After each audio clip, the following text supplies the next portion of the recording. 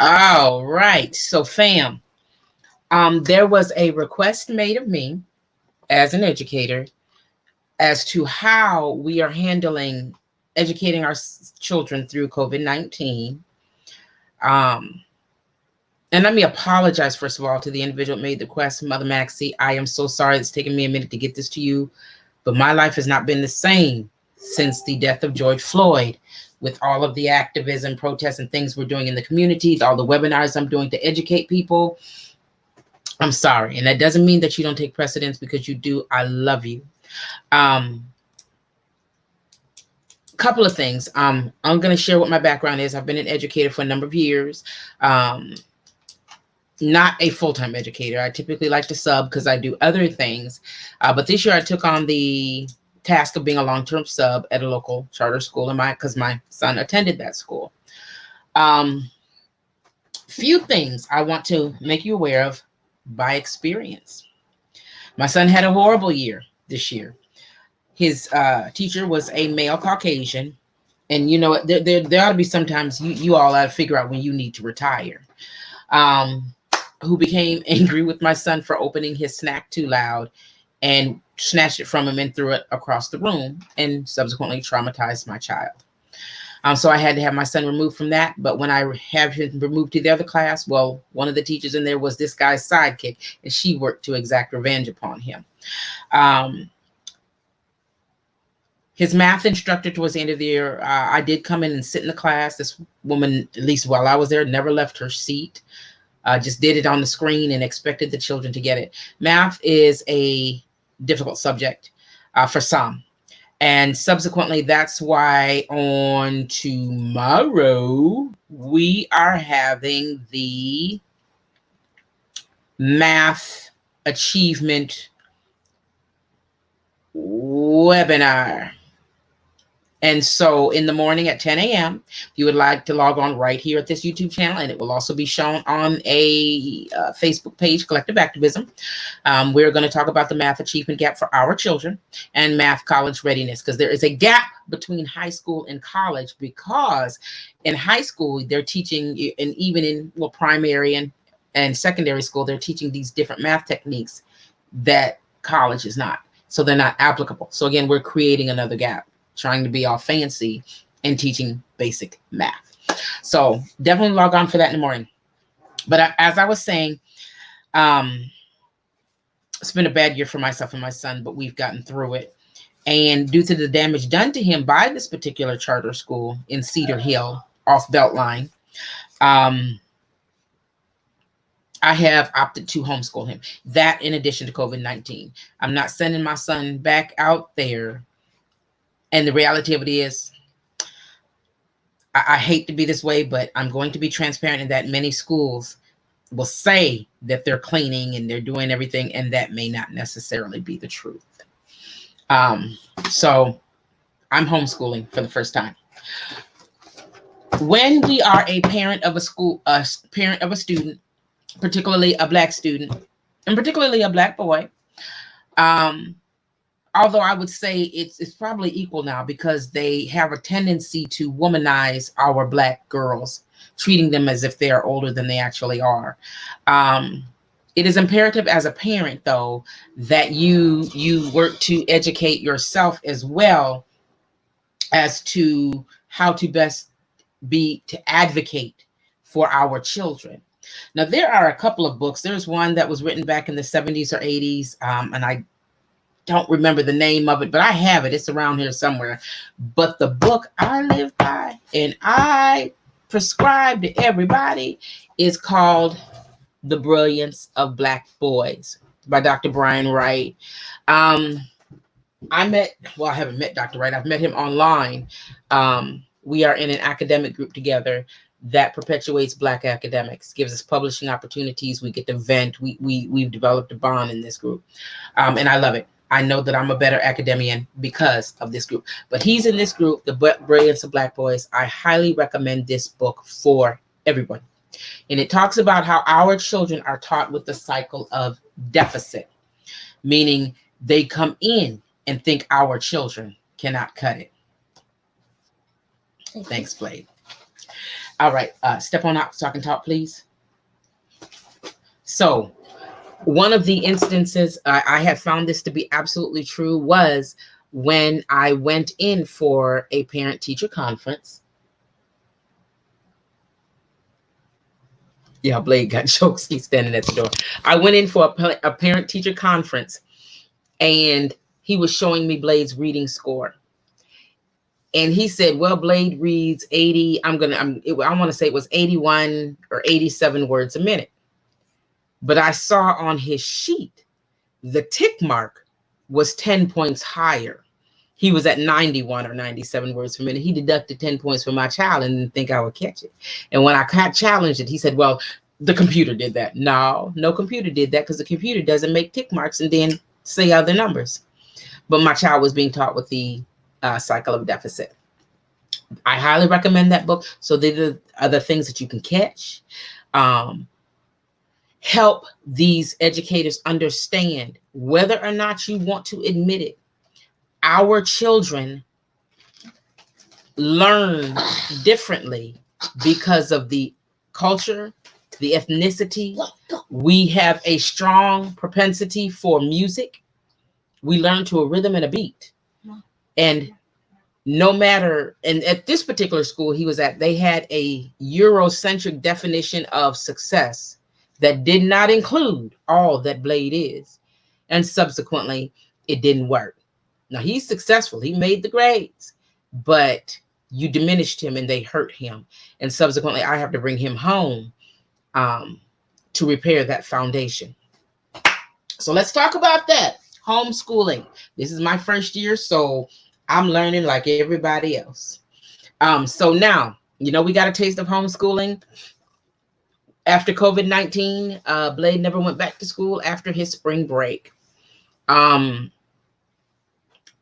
His school made a grave misassessment on what homeschooling consists of. For the first 2 weeks of the post-COVID teaching, they sent this child home 188 worksheets to do.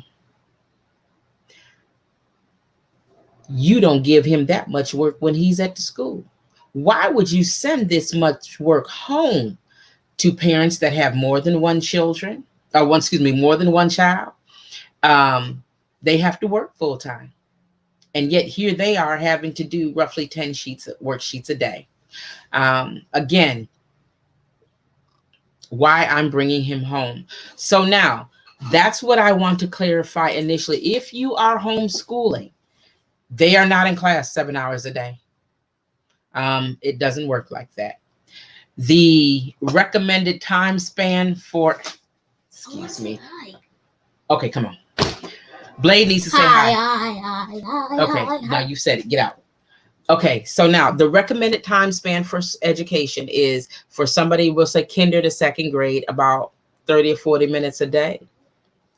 I saw that sixth grade, around that grade, it went to 3 or 4 hours. And then I would say that's the recommendation going forward. I would say between second and fifth, maybe 1 to 2 hours a day. If your child is, smart and got it, you don't even have to do that long. So you understand, if you are homeschooling, it is not 7 hours a day.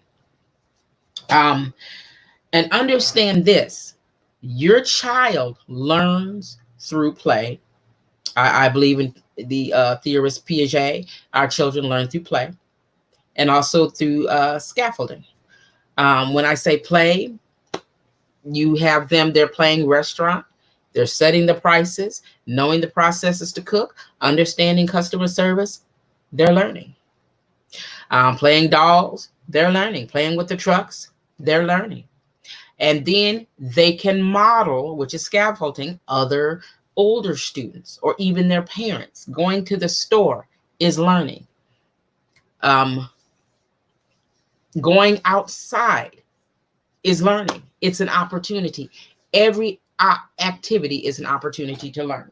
So if you want to do the direct instructional learning, 30, 40 minutes a day, and then the rest of the day, You can learn in other avenues. Now, some things I've seen suggested, are different movies, different scientific experiments.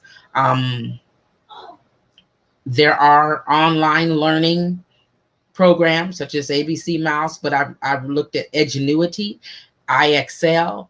Also, I have another YouTube video right here on this same station where we have educators that gave summer academic regression tools to prevent our children from academically regressing during the summer. All kinds of websites were there. It was a wonderful presentation. The resources are out here. We as parents have to look. Now, if you are going to homeschool, let me make sure I've got this right. You will want to look at the, because I looked at it. Let me see here. hslda.org, which stands for, I have to raise my glasses because I will not, do the bifocals they want me to do. Making Homeschool Possible, HSLDA, is basically the state of Texas website that details what is required for homeschooling. Now, you can join and have a paid membership to this organization. And what they will do is, apparently, if the state or someone takes issue with how you're teaching your child at home, they will defend you. They will make sure that you are on track, and also, again, make suggestions. And I'm going to tell you, one of the best resources I have encountered is the Facebook group called Black Homeschoolers DFW. So it's on Facebook, and again, it's called Black Homeschoolers DFW. Join that group. All of your questions will be asking. Most of the suggestions I'm giving you came from that group. It is an amazing group. They also do Zoom sessions so that all of our children can develop that social skill. They also plan outings together that we all can go to collectively, that type of thing. Now let's talk about your curriculum. Now, you have a couple of options. From what I've seen, 2 main options. You can enroll in what is called an online school. They will provide the curriculum, and it's your job as the parent or the guardian to undergird the learning at home.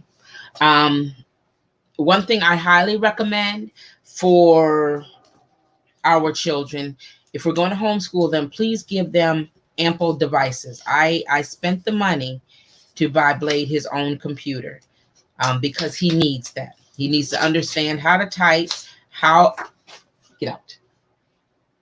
Don't come back in here. You understand? Bye. I just want to be a part. You, instead of being a part of it, you're being a distraction. Get out. Bye. Y'all excuse that.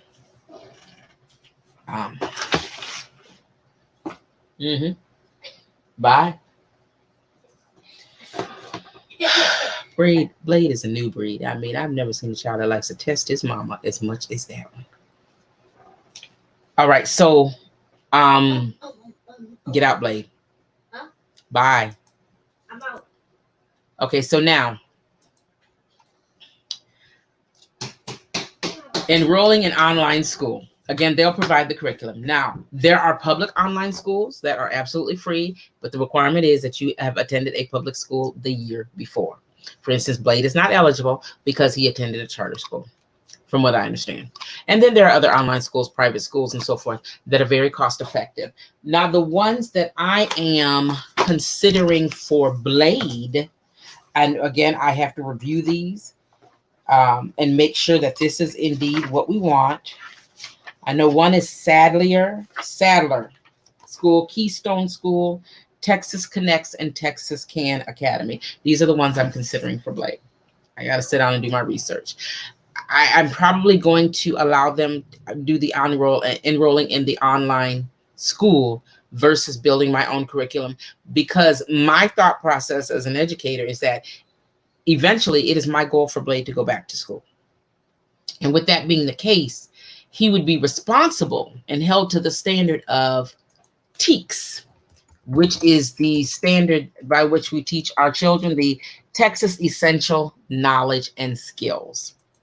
And so this is how they measure the success of me as an educator and as the students as learners. They, of course, progress with each year. And when the child has to take the STAR, it will be based on the TEKS. So I do want a online curriculum that does follow TEKS. Now, if you plan to homeschool all their life, don't worry about it. Now, if you plan to homeschool and you're not going to use an online curriculum, then you will need to build that. And the suggestions I have, like our IXL, Edgenuity, there is an entire Black curriculum. Oh, I have forgotten it. I had kind of sort of subscribed to it, but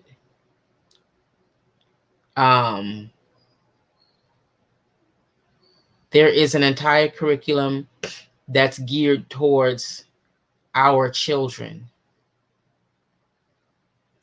I'm going to have to get back to you on that one.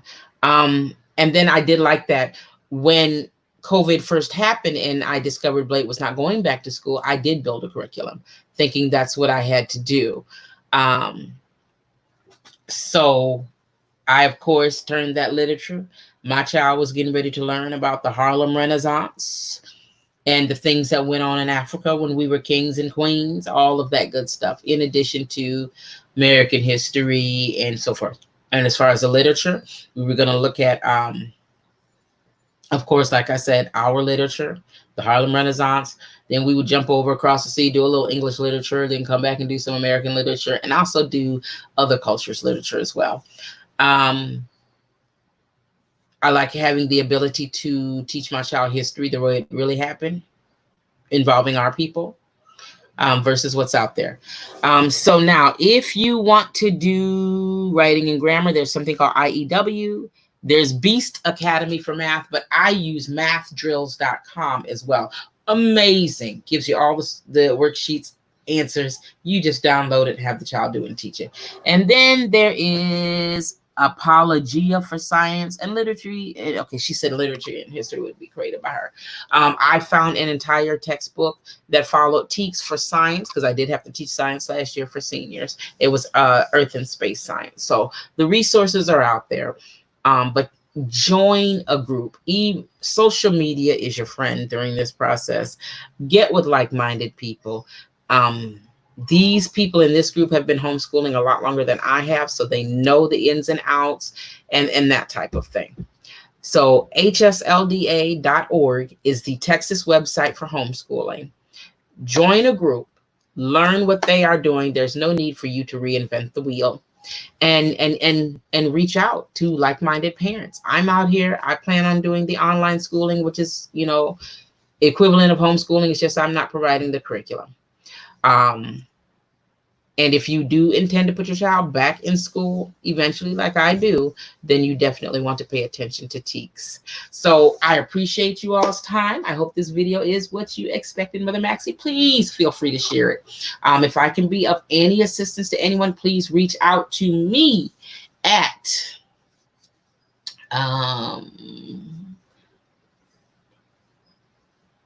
pamela.grayson@gmail.com. So just reach out there, pamela.grayson@gmail.com. And I will work to assist you because I want everyone to succeed. It's been a pleasure speaking with you all. Thank you. Bye now.